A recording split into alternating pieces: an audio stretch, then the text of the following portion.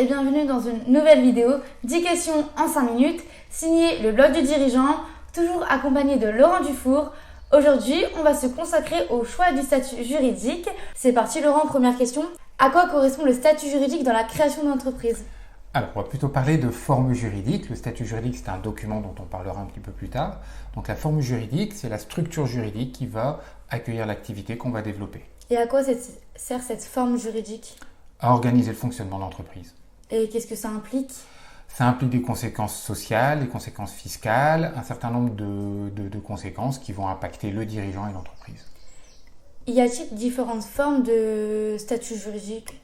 Oui, il y a différentes formes. La majorité des entreprises commerciales vont utiliser des formes juridiques qu'on pourra distinguer en deux types. D'une part, les entreprises individuelles, qui comprennent les auto-entreprises, l'entreprise individuelle ou le IRL, entreprise individuelle à responsabilité limitée, et ensuite les sociétés comme les SARL, les EURL, la SASU ou la SAS, qui sont des structures à part et indépendantes du dirigeant. Et quelle est la différence entre les formes juridiques pour les entreprises individuelles et pour les sociétés ? Justement, les entreprises individuelles, en fait, l'entreprise n'est pas distincte du dirigeant. Donc ils partagent le même patrimoine et le dirigeant a donc un risque bien plus important quand il est dirigeant d'une entreprise individuelle que d'une société. Quand on crée une société, on va créer une nouvelle personne morale.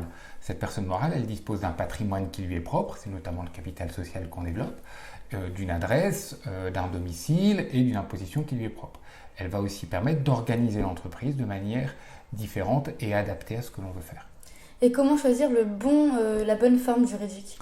Alors c'est toute la difficulté parce qu'en fait il y a de nombreux critères qui sont à prendre en considération, des critères qui sont interconnectés et qui ont des conséquences multiples. Et c'est pour ça que les créateurs d'entreprises sont généralement assez perdus à cette étape-là. Alors ce qu'il faut faire en fait c'est hiérarchiser ses priorités, c'est-à-dire faire le point sur sa situation personnelle et sur la situation du projet, ce que l'on veut faire du projet. Ensuite on va avancer par étapes. La première question qu'on va se poser, c'est quelle envergure on veut donner au projet. On ne va pas réagir et prendre le même statut selon que le projet est un projet limité et local ou un projet international. C'est un peu grossier, mais c'est un petit peu ça. Ensuite, on va regarder si on veut créer son entreprise seul ou à plusieurs. Et puis, on va ensuite voir les priorités que l'on veut mettre en avant. Est-ce que c'est la protection du dirigeant contre le risque ? Est-ce que c'est le coût de l'entreprise ? Est-ce que c'est la rémunération du dirigeant, le fonctionnement de l'entreprise ou la fiscalité ? Donc, qu'est-ce qui dépend du choix du statut juridique ? Alors, le statut social du dirigeant d'entreprise, qui peut être TNS ou assimilé salarié, donc ça va jouer sur sa protection sociale, sur le niveau de charge sociale, la fiscalité de l'entreprise et la rémunération du dirigeant, le niveau de risque pris par le dirigeant, la possibilité d'organiser l'entreprise comme on le souhaite, et puis la relation entre les éventuels associés. Et quel risque on encourt si on se trompe de statut juridique ?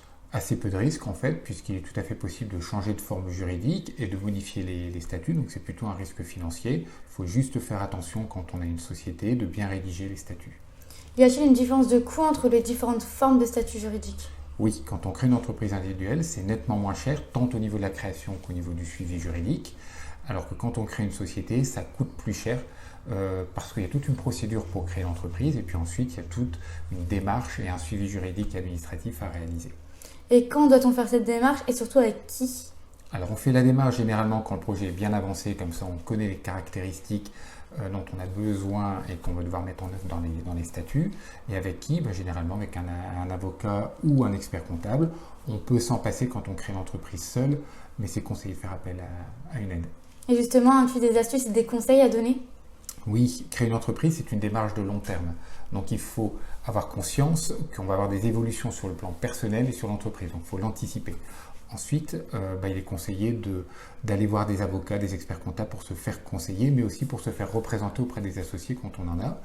Et enfin, il faut savoir que quand on prépare bien le projet, on arrive à se poser les bonnes questions et donc on choisit mieux et plus facilement son statut juridique. Merci Laurent pour tes réponses. De rien. Et surtout, n'hésitez pas à aller faire un tour sur le site Le Blog du Dirigeant et d'aller nous suivre sur les réseaux sociaux.